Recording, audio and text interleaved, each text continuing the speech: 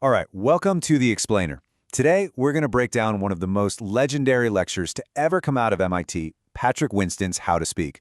Seriously, it's a total masterclass in communication, and we're going to pull out the absolute best lessons for you right here. So let's just start with this. This is a pretty wild claim from Winston, and pay close attention to the order here. Your ability to speak and write is actually positioned as more important to your success than your ideas themselves. Why? Well, think about it, right? A genius idea that you can't explain to anyone. It has zero impact. It goes nowhere. That's how high the stakes are.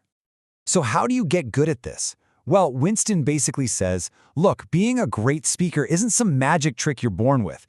It's a skill, and it even has a formula. What really matters is the knowledge of the techniques and just tons and tons of practice. And that little T for talent, he says it's basically a rounding error. It's almost nothing, which means this is something anyone, and I mean anyone, can learn. Okay, so the big idea here is simple. You can learn this stuff. It's totally achievable, and it's essential. So let's get into the how-to, the really practical stuff Winston taught, starting right at the top of your talk. So let's talk about the beginning. You've only got a few seconds, really, to grab your audience. What you do right here in this tiny window can set the tone for the entire thing. It can literally make or break your whole presentation. You know that classic advice, start with a joke, lighten the mood. Well, Winston says, nope, big mistake. Think about it. At the very start, people are just settling in, they're not tuned into you yet. Your voice, your timing, that joke, it's almost guaranteed to just thud, and boom, awkward silence. Not a great start. So if not a joke, then what?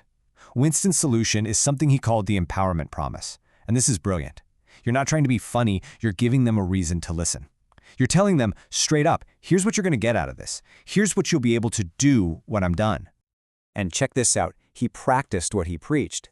This quote, this is the exact promise he made in his own lecture.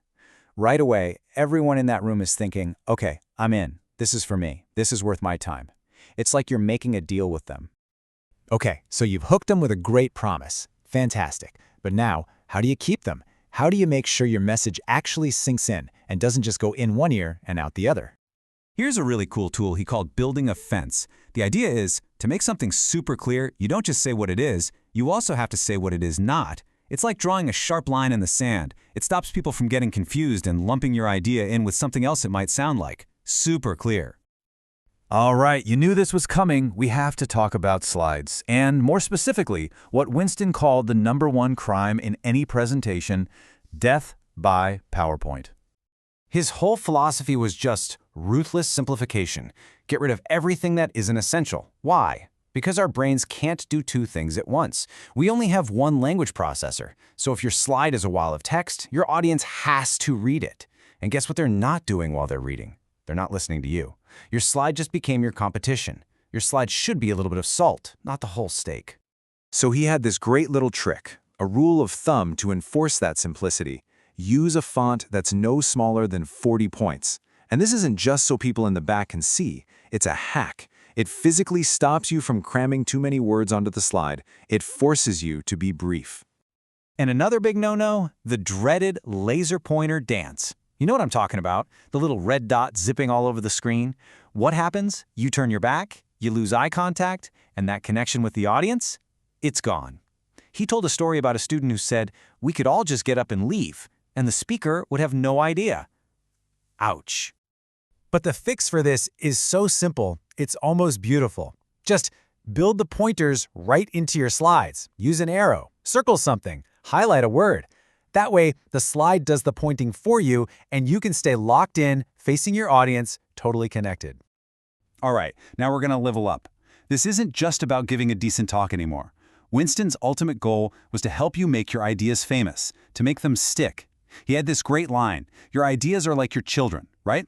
You wouldn't send them out into the world wearing rags. You got to dress them for success. And to do that, he gave us this amazing 5-point framework. He called it Winston Star. Think of it as your recipe for an unforgettable idea. You need a symbol, something they can see. A slogan, something they can say. A surprise, a reason to care. The one salient idea, the core takeaway. And you wrap it all up in a great story. You get all 5 of those, your idea is going to have legs. So first up, the symbol. You need a simple visual handle, something people can picture in their heads. For his own PhD work, Winston used a simple arch made of blocks. That arch became the icon, the logo, for all of his groundbreaking research. And then comes the slogan. This is the verbal hook that goes with the visual hook. The symbol is what they see, the slogan is what they say. So for that arch project, the slogan was one-shot learning. It's short, it's powerful, and it perfectly sums up what made his idea so special. Okay, we're almost there. We've covered how to start, how to keep them engaged. Now we have to land the plane, the ending. The beginning is what hooks them, but the end, that's what they walk away with. It's your last shot to make it count. Oh man, Winston was so adamant about this. Think about your final slide. It's probably going to be up on the screen for what, 10, maybe 15 minutes during the Q&A? That is the most valuable piece of real estate in your entire talk. So don't you dare waste it on a slide that just says questions or thank you. No, use it to hammer home your main contributions.